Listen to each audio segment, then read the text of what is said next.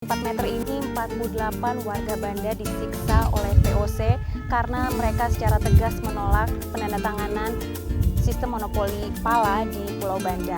Mereka ada yang dipotong, ada juga yang enggak. 4 meter ini 48 warga Banda disiksa oleh VOC karena mereka secara tegas menolak penandatanganan sistem monopoli pala di Pulau Banda. Mereka ada yang dipotong, ada juga yang dipenggal kepalanya. Meski sudah dipugar, rumah pengasingan para perintis kemerdekaan itu tampak tak terurus. Terbatasnya dana, penyebab kurangnya perawatan terhadap peninggalan sejarah penting tersebut.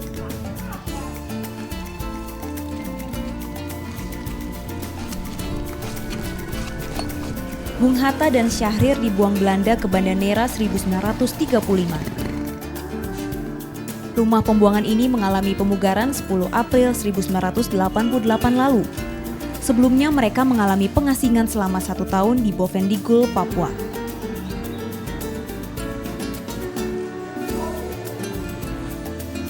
Di sini masih terdapat gramofon zaman Belanda yang masih mampu melantungkan nada-nada merdu kala itu. Mau dengerin lagu ala zaman dulu, di sini masih ada loh. Ada lagu Indonesia, ada juga lagu Belandanya. Mau yang lagu mana? Lagu Indonesia aja ya.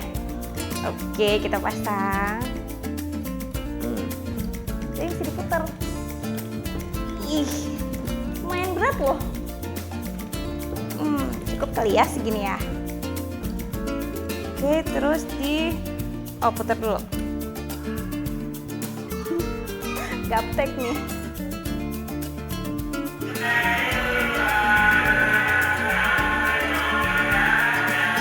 Masih bagus ya suaranya?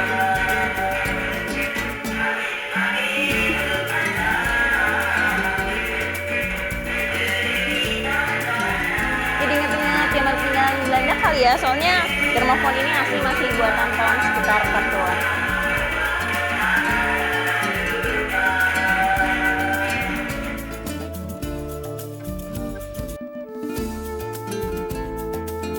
Nama Hatta dan Syahrir dalam sejarah perjuangan memang seakan tak bisa dipisahkan. Mengingat kedua tokoh politik dan pejuang ini ditangkap pemerintah Hindia Belanda sejak pulang dari Belanda. Latar belakangnya, kedua tokoh ini dicap Belanda terlalu mencurahkan perhatian terhadap pergerakan kemerdekaan.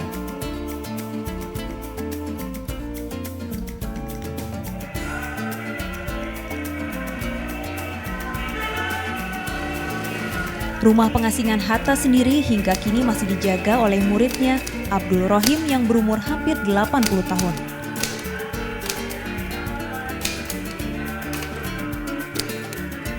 Orangnya itu Pak Hatta itu disiplin betul, ya. Jadi apa-apa itu dia disiplin. Jadi kita masuk belajar itu kalau sudah jam 2 ada yang jaga di pintu. Kalau sudah lewat dari jam 2 belum boleh masuk lagi belajar.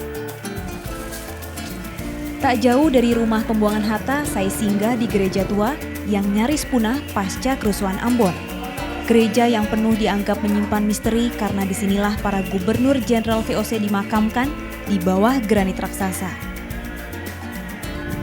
Kayaknya gerejanya udah hancur banget, nggak dirawat. Padahal sih sebenarnya gereja ini udah sempat mau direnovasi sebelum kerusuhan Ambon, tapi ternyata keburu terjadi kerusuhan di Ambon dan juga di sini pertikaian antara kelompok Muslim dengan non-Muslim dan akhirnya nggak jadi direnovasi gitu. Tapi ada yang satu yang unik di gereja ini, tepat di lantainya ada 24 makam dari orang-orang Belanda yang pernah datang ke sini dan bentuknya tuh seperti salib besar, lihat deh. Dan ini nih memenuhi seluruh lantai dari gereja ini.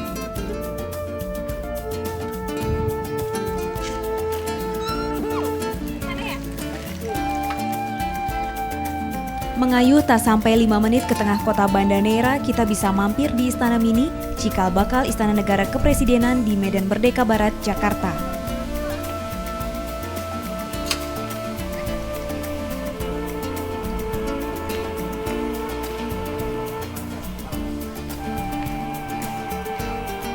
Nah, ukiran kaca ini yang jadi daya tariknya.